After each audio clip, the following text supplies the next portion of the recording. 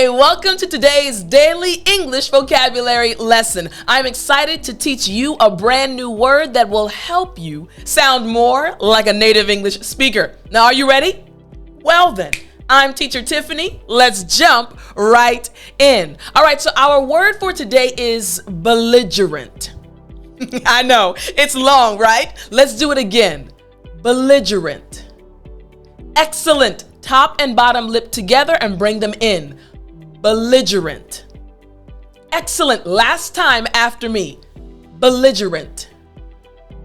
Excellent. Now, this word belligerent just means hostile and aggressive. Hostile and aggressive. So, this story popped in my mind. So my dad and I, we were talking several weeks ago, and he said, "Baby girl," that's what he calls me, "Baby girl, I was in the store." I said, "Okay." He said, "And I was walking down the aisle looking for some food. I was looking for some cereal and some snacks to take home."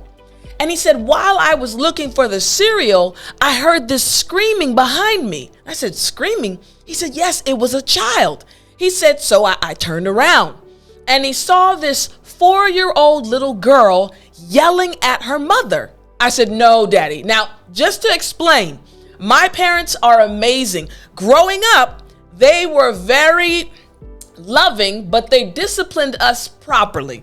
Needless to say, my sister and I, we were rarely disrespectful. They were really good parents. So my dad was in shock that the 4-year-old girl was yelling at her mother.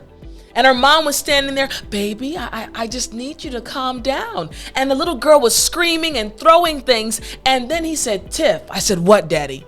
The little girl smacked her mother in the face.